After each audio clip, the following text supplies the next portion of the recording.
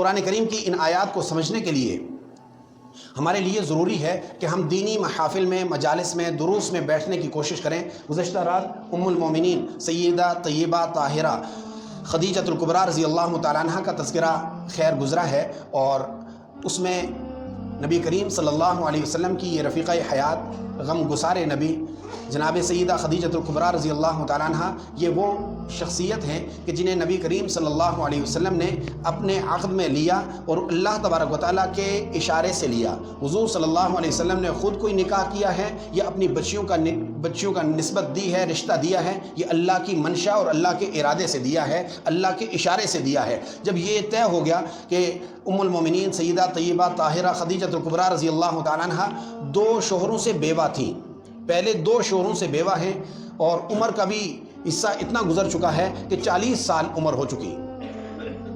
حضور نبی کریم صلی اللہ علیہ وسلم کی عمر ابھی 25 سال ہے، اتنا گیپ ہے عمروں کے درمیان میں۔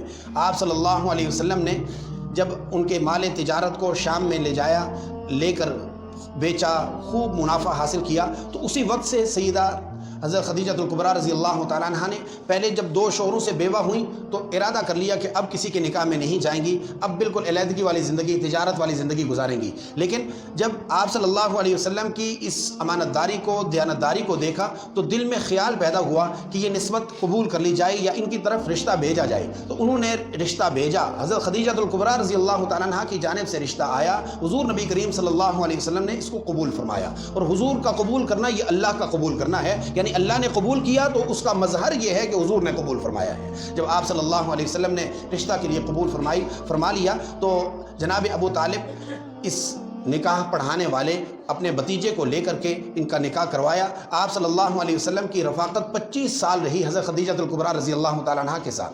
25 سالہ اس دور کے دوران آپ صلی اللہ علیہ وسلم نے کوئی اور شادی نہیں کی۔ یہ حضرت ام المومنین کا یہ وہ ترہ امتیاز ہے کہ جو کسی اور بیوی میں نہیں پایا جاتا، یہاں تک کہ آپ کی انتہائی چہیتی، آپ کی انتہائی لاڈلی بیوی سیدہ عائشہ رضی اللہ تعالیٰ عنہا ہیں، لیکن ان میں بھی یہ امتیاز نہیں پایا جاتا کہ ان کے ہوتے ہوئے آپ کی اور 8 بیویاں موجود تھیں، لیکن جب حضور صلی اللہ علیہ وسلم کے حرم پاک میں سیدہ خدیجۃ الکبریٰ رضی اللہ تعالیٰ عنہ پائی جاتی تھی، اس 25 سالہ دورانیہ میں آپ صلی اللہ علیہ وسلم نے کوئی اور شادی نہیں کی۔ بعض دفعہ ایسے دین بیزار لوگ ہوتے ہیں، وہ طرح طرح کے اعتراضات شروع کر دیتے ہیں کہ بھائی حضور نے اتنی شادیاں کیوں کی؟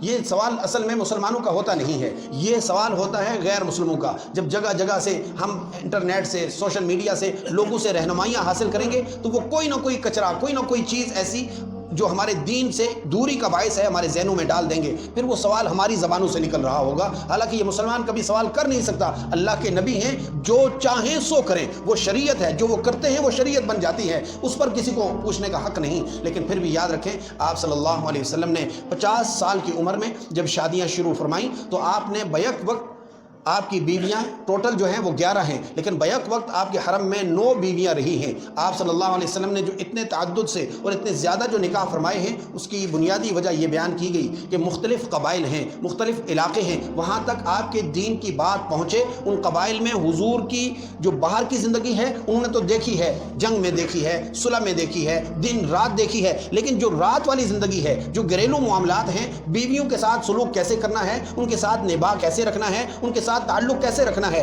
یہ حضور نے اپنی ان بیویوں کے توسط سے امت تک پہنچایا ہے۔ ام المومنین انہیں کہا گیا ہے، النبی اولی بالمؤمنین من انفسہم وازواجہ امہاتہم۔ حضور نبی کریم صلی اللہ علیہ وسلم مسلمانوں سے ان کی جان سے بھی زیادہ قریب تر ہیں، اور جو ان کی بیویاں ہیں یہ امت کی مائیں ہیں۔ ام المومنین سیدہ طیبہ طاہرہ خدیجۃ الکبریٰ رضی اللہ تعالیٰ عنہ کا جو یوم وصال ہے 10 نبوی یعنی ہجرت سے پہلے مکہ مکرمہ میں جب آپ صلی اللہ علیہ وسلم پر طرح طرح کے حالات گزرے، یاد رکھیے کیسے حالات گزرے، ان میں 3 سال وہ بھی گزرے جو شیب ابی طالب والے ہیں۔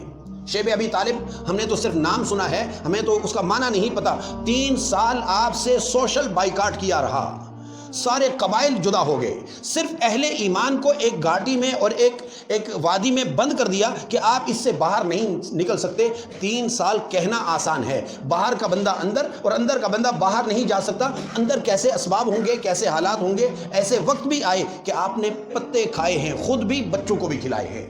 ایسے وقت میں جو رفاقت ہوتی ہے بیوی کی، وہ جا کے سمجھ آتی ہے. بیوی کی وفا کا سمجھنا اس وقت سمجھ میں آتا ہے کہ جب غربت ہو. آپ صلی اللہ علیہ وسلم کے اس مشکل ترین حالات میں ام المومنین خدیجہ الکبریٰ رضی اللہ تعالیٰ عنہ نے نباہ کیا. نہ صرف خود بلکہ اپنے بچوں کی تربیت بھی کی. آپ کی 4 بیٹیاں اور 2 بیٹے تھے. آپ صلی اللہ علیہ وسلم نے ایک موقع پر کچھ کھانے کے لیے حضور صلی اللہ علیہ وسلم کے سامنے جب حضرت خدیجہ الکبریٰ پیش کرنے کے لیے آئیں تو جبریل آ گئے. جبریل نے آ کر فرمایا کہ اللہ تبارک و تعالیٰ کی جانب سے یہ جو خاتون آ رہی ہیں ان کو اللہ کی جانب سے سلام پیش کیجئے, ساتھ میرا بھی سلام پیش کرنا. اور پھر فرمایا کہ ان کو جنت میں موتیوں کے محل کی خوشخبری دے دیں کہ جس میں نہ تو کوئی گندگی ہوگی, نہ اس میں کوئی پریشانی ہوگی, نہ کسی قسم کا لہو و لعب اس میں پایا جائے گا. ایسی بشارت ام المومنین خدیجہ الکبریٰ رضی اللہ تعالیٰ عنہ کے حق میں اللہ تبارک و تعالیٰ کی جانب سے آئی ہیں کہ دنیا میں ہی اللہ کے سلام آنا شروع ہو گئے.